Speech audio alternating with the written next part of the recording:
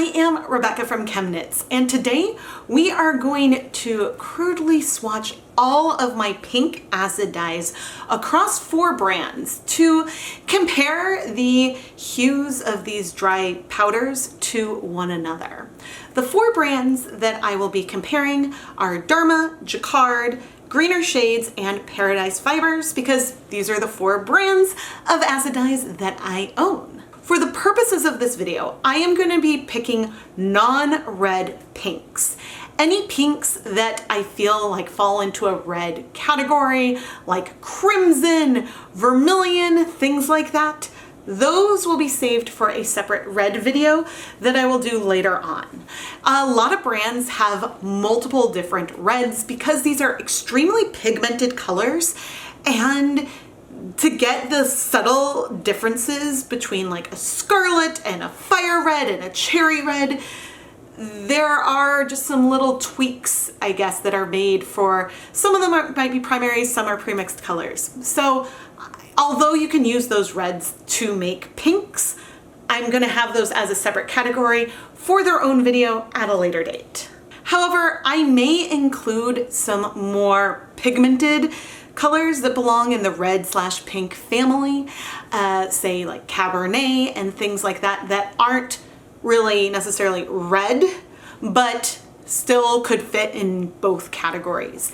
And there also may be some colors in here that I also used in the purple video that I did earlier this year. So if you want to see more of these crude comparison videos, please make sure you are subscribed to the ChemKnits Tutorials YouTube channel, and leave a comment below about which color family you would like to see me explore next.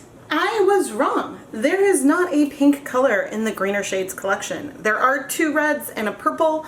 I did swatch the purple with my purples, and it is more of a purple than a pink, so I'm not going to include it today. So it looks like we're only going to look at 3 brands. I have pulled 19 different colors here, and I think my plan is to separate them into brights and then maybe others. I'm going to do this in 2 pans, but I will be able to compare the pans to one another before we start steam setting, so that way we can compare all 19 of these colors together. Now, some of these colors, and I believe it's these ones over here, I did look at in the purple video. These are more purple leaning colors, but I think that having them here will then help make the comparison of the rest of these pinks to the rest of those purples, because if the white balance in the photos are different, we can still have that helpful information. I do have 3 colors that are going to lean a little bit more orange potentially: salmon, peach blush, and tangelo, which is sort of a pinky orange. It's probably going to be too orange, but I thought that I wanted it in here to compare to the salmon. And then I have chestnut, which is a brown, but it is a brown that tends to lean rather red to me. Yeah, I think I've separated this into brights and oranges, and then the pastels, some of which will be bright, with our more purple and brown leaning colors. In each of these full-size catering steam pans, I am going to add 100 grams of Knit Picks Swish DK yarn. And now we're going to add some water.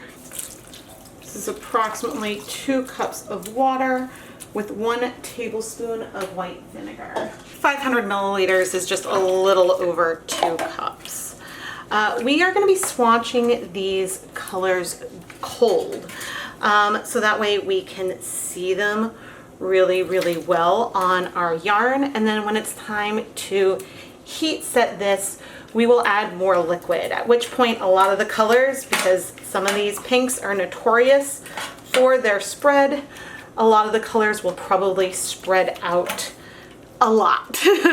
I have spread out the yarn as much as possible in these pans to give us a good surface area to swatch the different colors onto, so we can see in powder form how the colors compare to one another.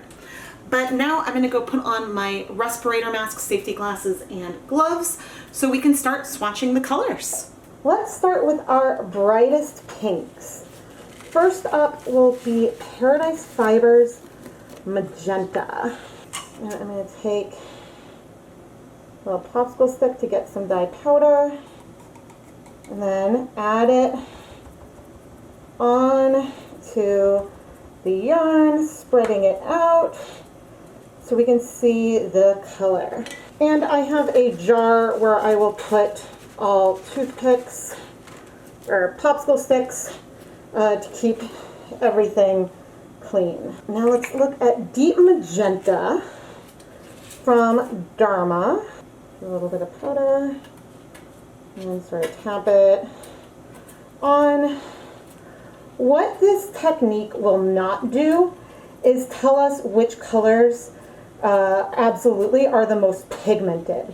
This isn't giving us any depth of shade information, but what it does tell us is that the Paradise Fibers Magenta is more blue than the Deep Magenta from Dharma. And so those are the kinds of comparisons that we are making. So now I've got Jacquard Hot Fuchsia, which is a fluorescent color.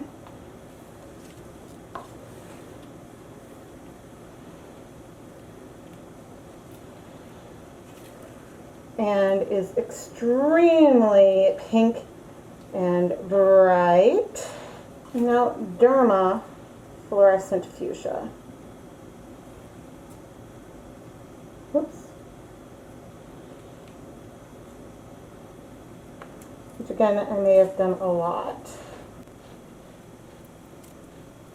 I would say that these fuchsias are very, very similar. And in fact, I am going to take my finger and spread it out a little bit more just to see, but yes, those look very similar to me. And understandably, these are both brighter than the Deep Magenta. Okay, we've got a little bit of spread in there, so I'm going to move down a little bit before doing Jacquard Pink, which I clearly just added a lot of powder here. And so this is not as neon as the fluorescent one, which honestly is what we would expect. Now we've got Dharma Pink Orchid. Oh. Okay. So again, what these swatches, what they aren't going to show us is at a 1% depth of shade, which is 1 gram of dye per 100 grams of yarn, which of these colors is the most pigmented. Because the amount of powder that I'm adding on each one is not necessarily consistent. But what we can learn is that if I wanted to use a few of these dry powders in a project, it tells me which ones are the most different or more subtly different, so that way I know which ones I may or may not want to use. Okay, so this is salmon, which is a lot, it's a salmon color. It's a lot more orange than I think what I had expected. But sometimes it's hard to tell from the label, and that's why we are testing these out. Now, Peach Blush is also orangish, as you can see. I probably need to remember to look at all of these when I do orange, to remember to do salmon. I would say that to my eye, Peach Blush is more pink than the salmon. And then finally, we have Tangelo, which is going to be a lot more orange, but a lot of times it feels a little bit pinky. And so I wanted to have it here for comparison, because especially next to the Peach Blush, which is more pink than the Tangelo, I thought that this would be helpful. So again, this gives me a good feel for the colors that I might want to use together for some kind of project. Let's start with burgundy, which we may also decide to include in with the reds, someday. Ooh, I don't know if I included this with the purples. Probably would have fit well in there also. Now Dharma Cabernet.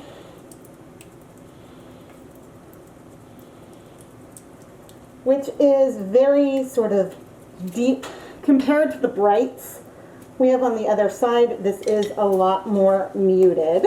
Next we've got Antique Mauve.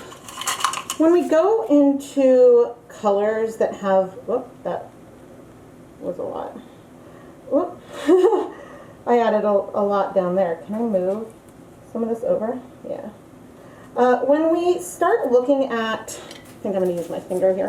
When we start looking at colors that are no longer in the primary category, the blend of what is a pink versus a purple becomes a lot more subtle.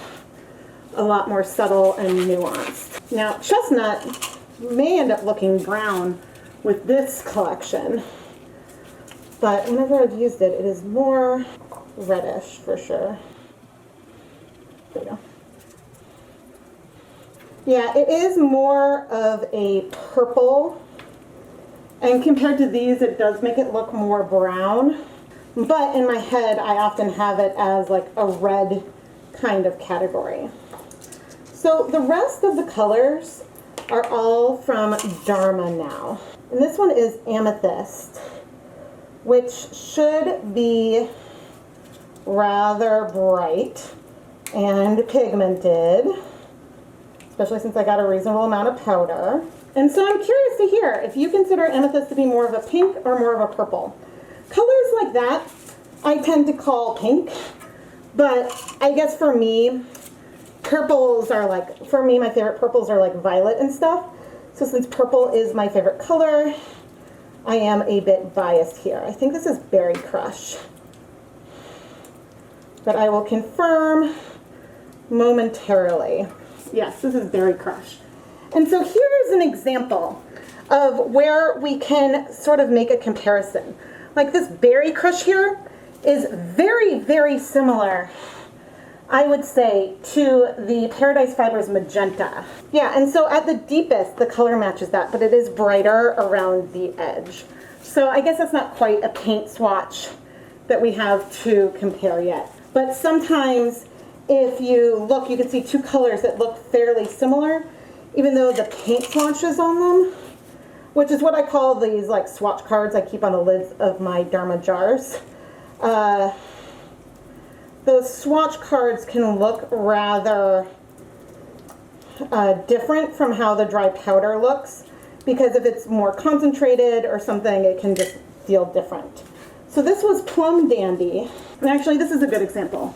The swatches in silk of Plum Dandy and Berry Crush are really, really similar. And they may be similar at a 1% depth of shade, but if we look here, the Plum Dandy looks almost eggplant, and the Berry Crush looks more hot pink, but they look more similar. There. So that's just an example.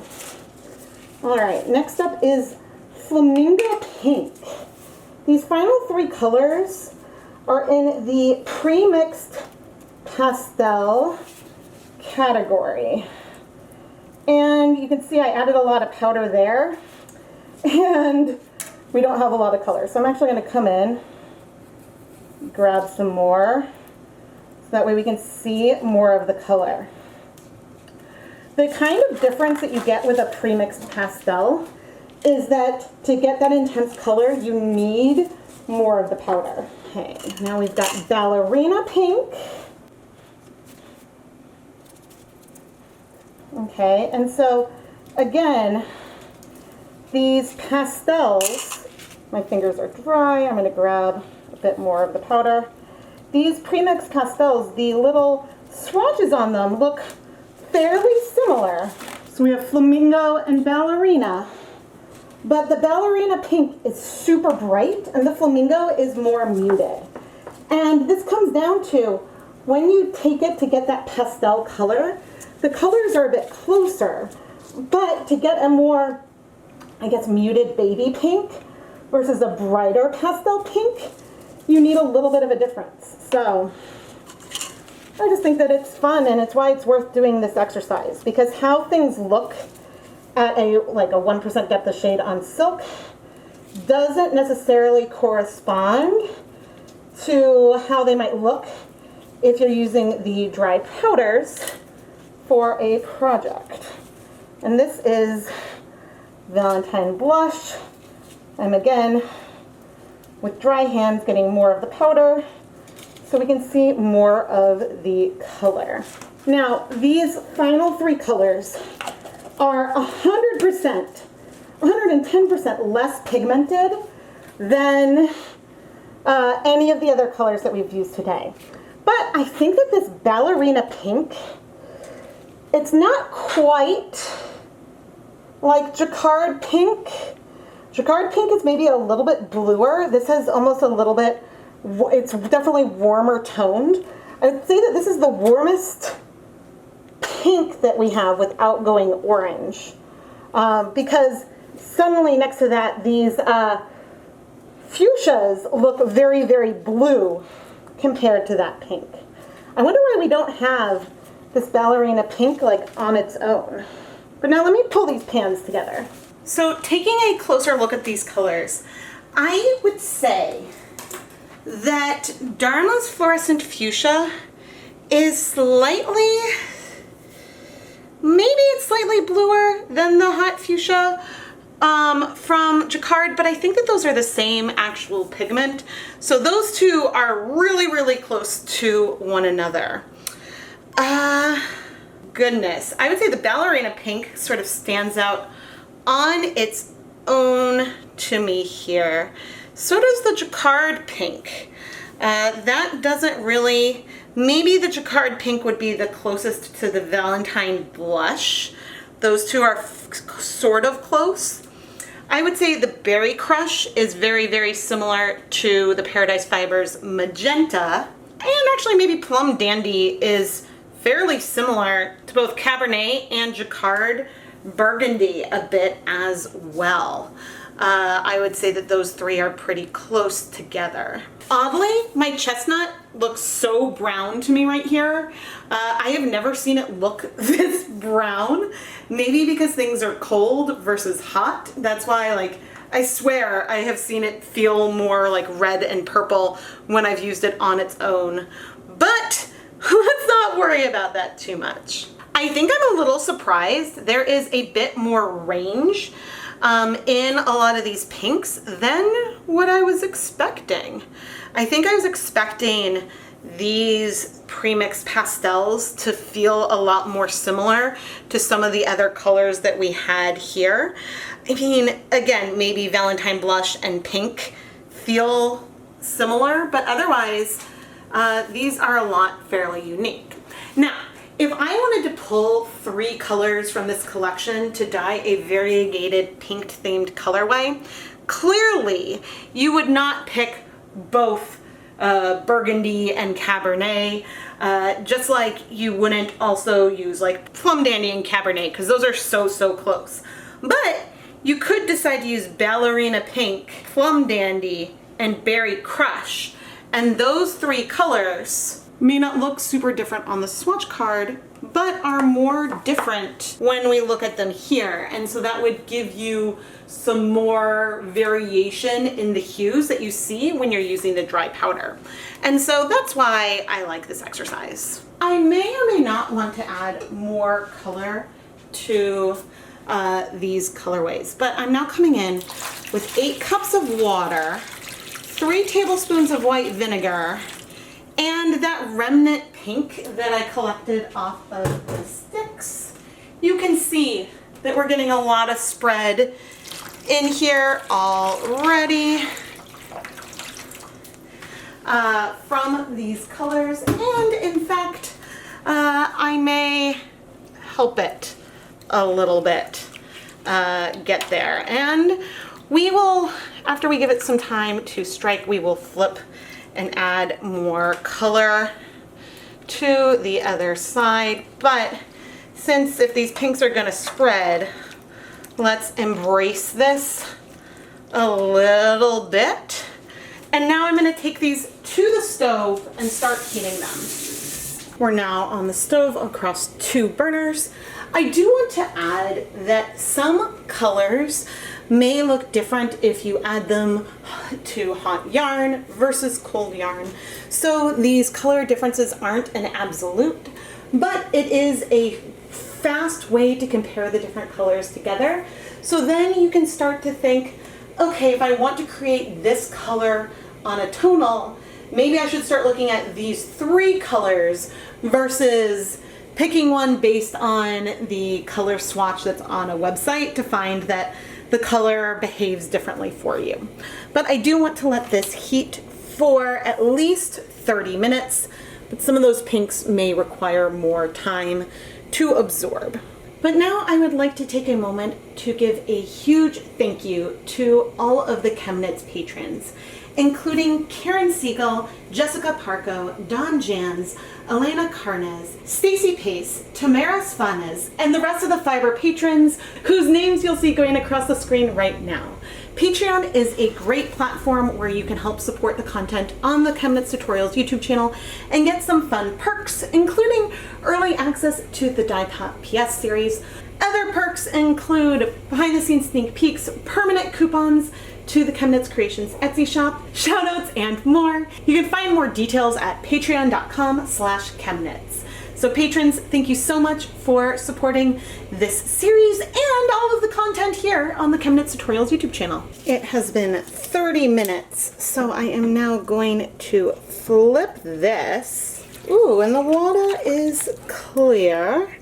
And yeah, we've got good coverage. I think I'm gonna leave this one here and turn off the heat. And let's go check our deeper pinks. I'm planning on leaving all the yarn in the pans to cool before we wash it because sometimes that's what some of these pinks need. But yeah, I am really happy with the coverage. We've got some of the deeper patches on the reverse side. So this one I am also going to leave here.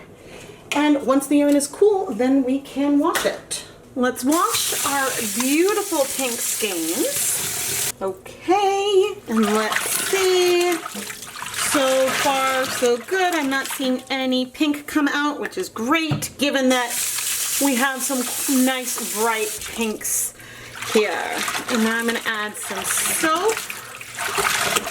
See? You see maybe a tiny hint of something came out, but not so bad. Okay, I just filled it up. And let's see.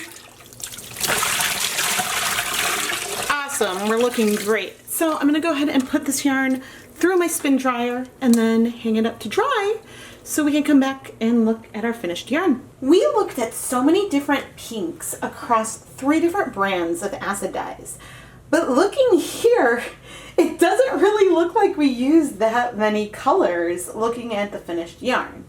And of course, a big part of this is that some of the pinks spread, and so it sort of softened the differences between some of the colors. But also, there were a number of colors that were very similar.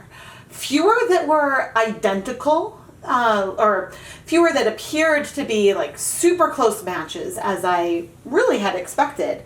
So there is a really good range out there. Now, whether you go for pre-mixed colors or you want to pick a few that are technically primaries, so then you can mix all of these other subtler shifts in the pinks, that's ultimately a personal choice.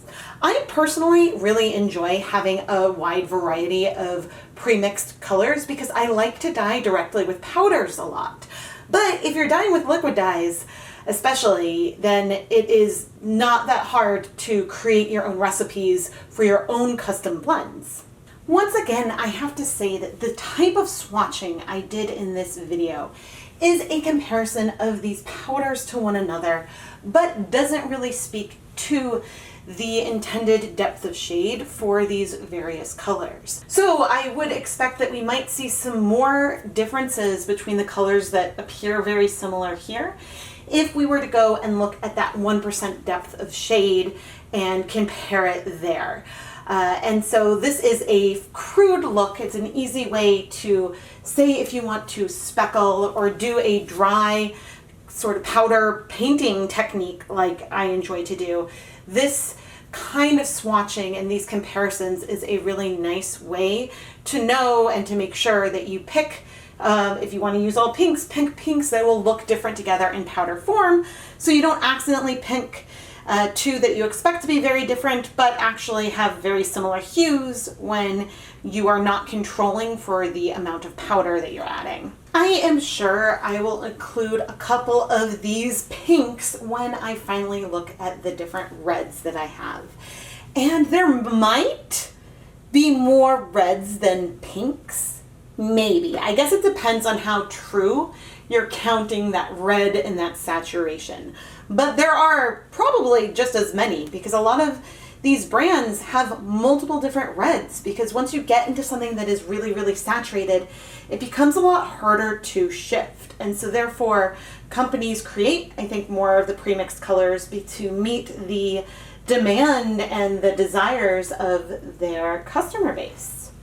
I am Rebecca from ChemKnits, and if you found this video useful, please make sure that you are subscribed and turn on notifications so you never miss a new video.